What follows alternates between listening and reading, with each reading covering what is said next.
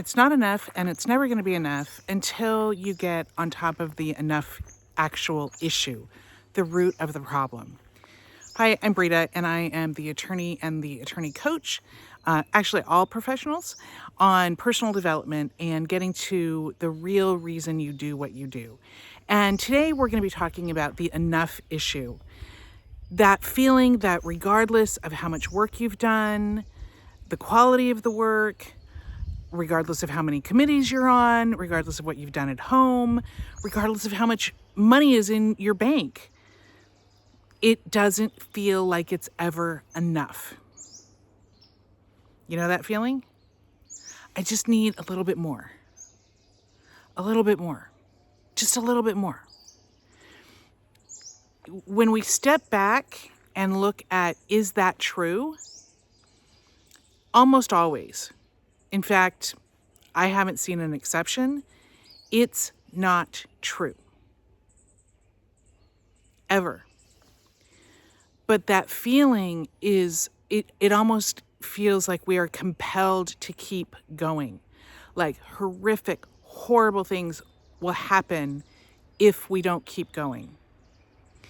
And the issue is, well, there's a lot of issues, but one of the issues is that if we keep going, it's exhausting. It's how burnout happens. It's damaging relationships because we only have so much time and so much energy. It's also going to mess up whatever you're working on. You know, when you fiddle with it too much, you're going to screw it up. And it's a never-ending, you're trying to fill a cup that doesn't have a bottom. We keep lying to ourselves and telling ourselves, if I just do a little bit more, if I just get that to-do list done, I'll feel fine. I'll feel like I can stop. How's that working? Do you get to the end of the to-do list and go, okay, I can relax? Or do you just do a couple more things? Okay. Again, this work is about being honest with yourself, not me, being honest with yourself. We can't fix what we don't acknowledge. So the first step is to really question, is that true? Do I really need to do one more thing? Or might it actually cause harm? Is my child really going to not have a great childhood if I'm only on one committee at his school versus 3? Probably not. Is this estate plan really not going to be up to snuff if I don't add one more provision? Actually, it probably could be. The reality is, many times, especially in legal documents, the more we add, the worse it gets. We're throwing shit in there just to feel good, and it's actually creating a document that is confusing, that isn't enforceable, that doesn't mean anything because we've thrown so much shit in there.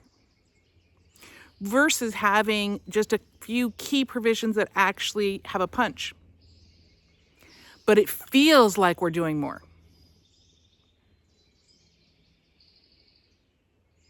That's the feeling that we need to deal with.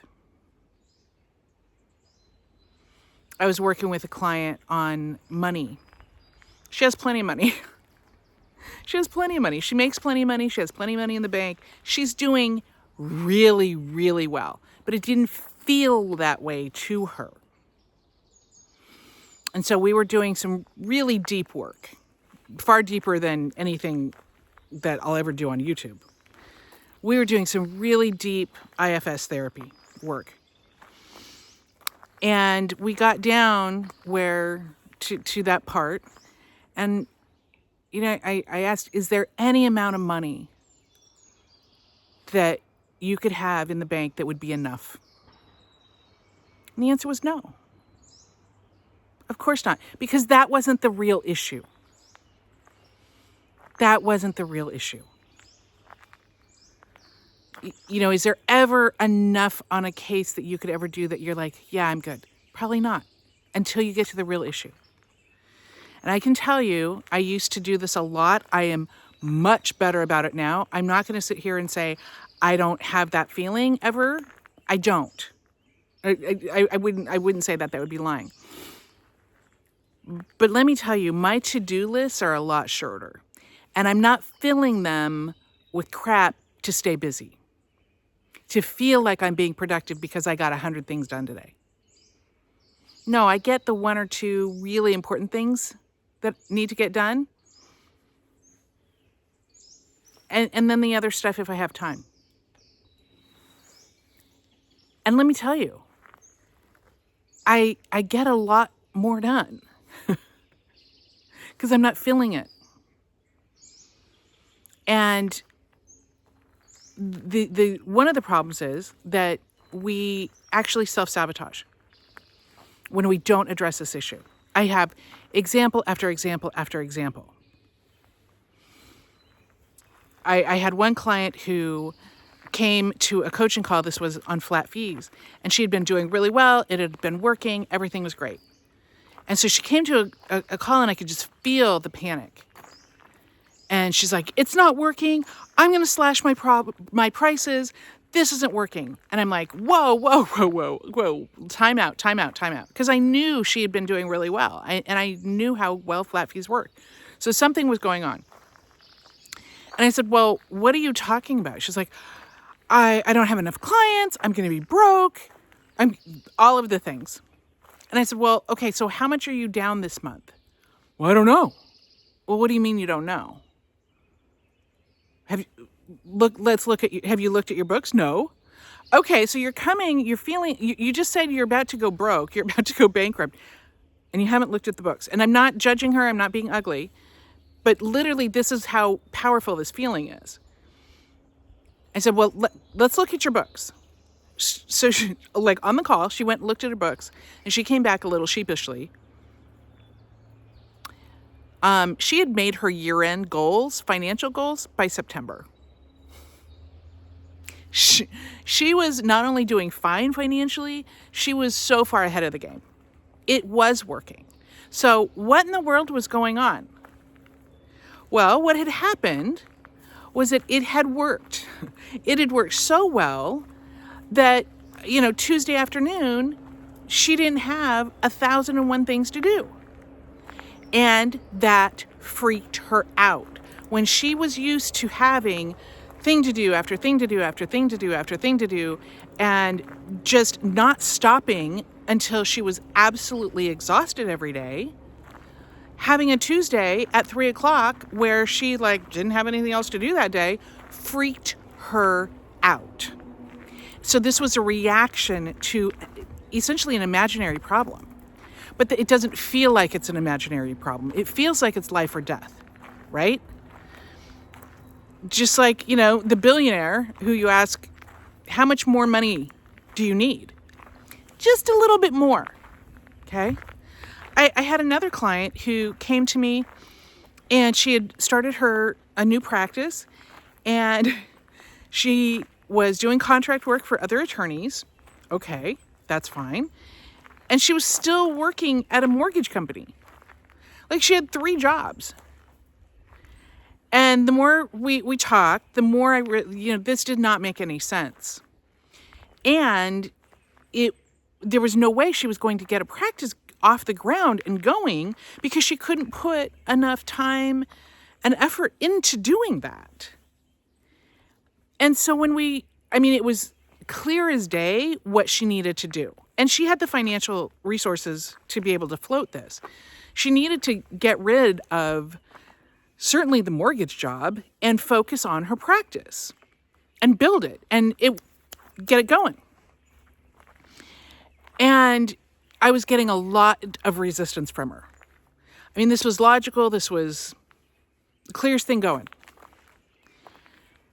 And the resistance didn't make sense. So we peeled back the layers of the onion, peeled back and got to at least one of the roots. A lot of times there's a lot of roots here. But we got to one of the roots. And she told me a story about how when she was 17 or 18, young. She was with her parents in a lawyer's office, a bankruptcy attorney. They were filing bankruptcy. And the attorney looked at her parents and said, and pointed at her and said, well, why isn't she working?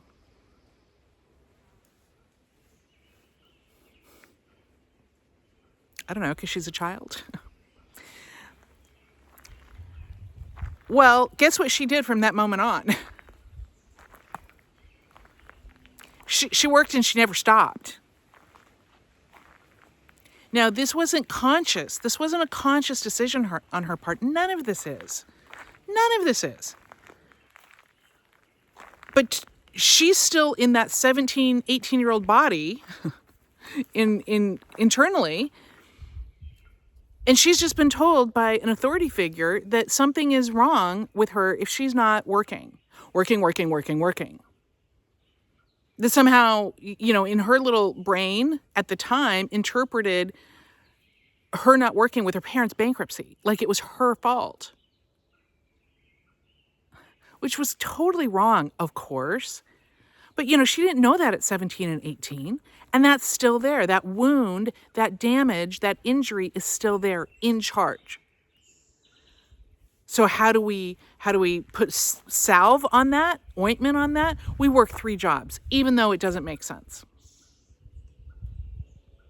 Because if she just focused on her practice, then that old wound is activated of, oh my gosh, something's horrible. Something's horribly wrong. I'm telling y'all, this work, it's deep. You think that it doesn't go back to old injuries? Every single time it does. Every single time it does. That enoughness, and sometimes you developed it in, let's say, law school, studying for the bar, where in actuality, we did have to hustle. We did have to absolutely hustle. More go. Well, we're not in law school anymore. We got to get the message internally that it's safe to not only not hustle all the time, but it's safe to relax. And actually, it's better for us because we actually can go to places that we can't go when we're hustling. This is the downtime, the taking a walk in the forest is where the creative ideas come from, where the problems get solved. In the downtime, in the quiet, where if you're just hustling and you're just going, that doesn't happen. I had another client who was a real hustler, like never enough. And she was describing her estate plans to me. And I'm like, okay, I'd been an estate planning attorney for a long time, and I had done some pretty complex big plans, and I'd always used what I considered to be the premier organization and software. And she's just stuffing these plans with just more and more. And that's what it felt like. It didn't feel like better for the client. It just felt like more. And I asked her, I'm like, okay, what do your clients want that? Well, she hadn't even considered that. She had not even considered that. Do they want just a huge document and every provision that they probably can't even understand that probably isn't necessary? Do they want that? But it felt to her like she needed to do more and more. And it was actually gumming up the works because it was creating confusion with her clients. It was creating overload with her clients. There's in my third book, I cite a study where it's about jam. It's not really about jam. It's about choices and the number of choices. And when you give people too many choices, it overloads them. And then they don't make any choice. Then they just walk away. Okay. So when you're giving someone an estate plan that is just more, they just kind of shut down and they turn off. So it was actually getting in the way of providing this great client experience that she was trying to create. And sure enough, hers went back too. Okay. So the first thing to recognize is, asking yourself, is it true? Do I need to just keep working and working and working and working? Do I need to just keep saving and saving and saving? Or can I just slow down just a little bit? Is it actually true that the world is going to end if I stop at 7 tonight, or if I stop at 5, or if I stop at noon? I can tell you, it's not going to end. I'll tell you how I know that, okay? Years ago, I had an attorney client who came to me who actually was committing malpractice. Like, things had gone so far off the rails that what he was describing, I was like, ooh, that's a problem. And he had the desire to go and fix it. Of course. But where he was going and what he was doing, it was just going to make it worse. And I asked him, what would happen? He had some medical issues. What would happen if he couldn't work anymore? Oh, like if the doctor said, you're done. Well, we formulated a plan. And it was a good thing, because guess what happened the next week? His neurologist said, you're done. And guess what? Not only were things okay, he was able to heal so much faster than the doctors ever anticipated, because he gave himself that space to heal. He gave himself permission to say enough, to heal and say enough. And he only did that because he felt that feeling of not enough. And he was like, yeah, it's okay. This is enough. And then to recognize how doing more than enough actually is probably ruining the soup. Because you're probably not giving your best. Well, I know you're not giving your best. When you're running on fumes, you're not giving your best. You're not giving your best to anybody. Versus when you come with a full tank of gas. And then ask yourself, where is this coming from? Where did this feeling first start?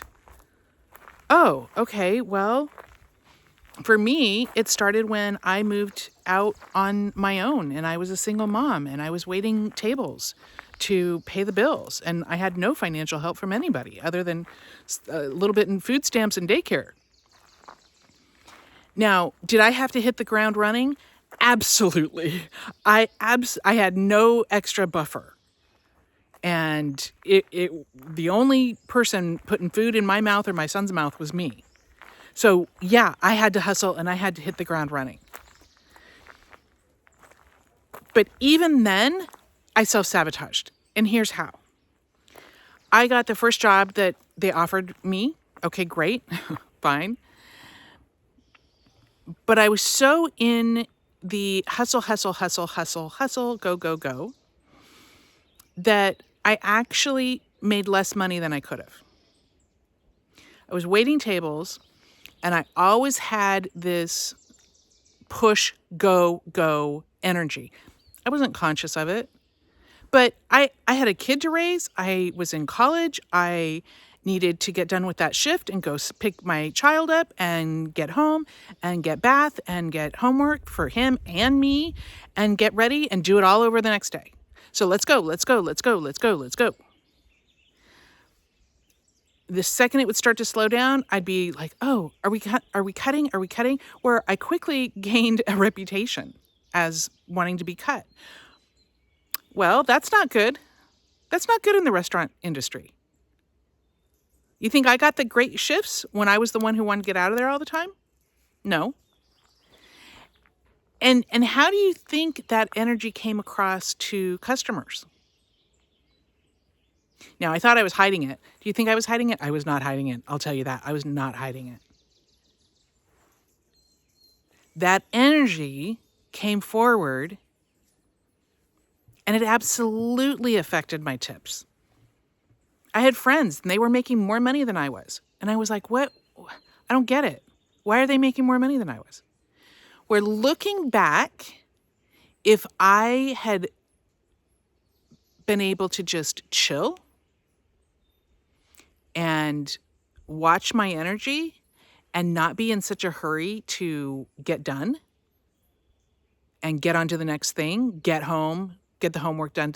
If I had just chilled out a little bit,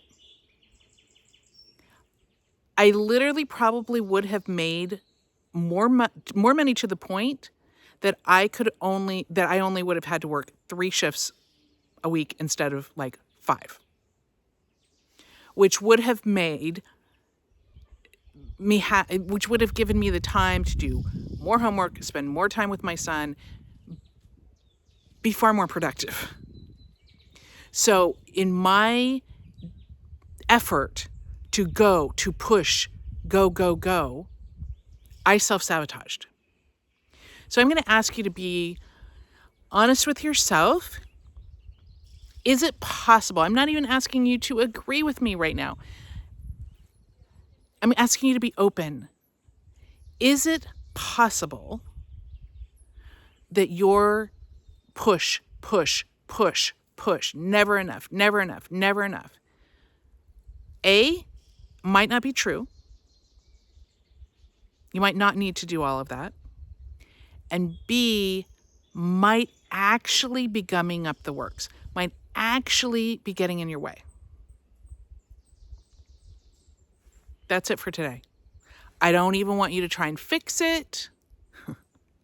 That's enough for today. And I know then that once you are like, oh yeah, she's right. Then, okay, let's fix it. Okay, that's not how it works. I want you just to sit with it for a minute and absorb that how this is going isn't working, isn't in your best interest. And yeah, sure, you have evidence that the hustle worked maybe at one point. Is it working now?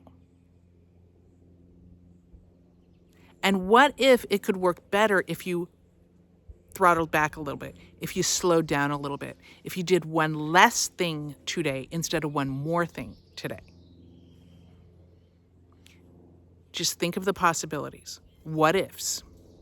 Okay? You can always go back to the hustle. You can experiment. You can always go back to the hustle. And pay attention to the feelings. Especially if the feeling is coming from fear. That's just a bell of, that's not true. That's old shit, friend. That is old shit coming through. Okay? All right. That's enough for today. I just sit with it.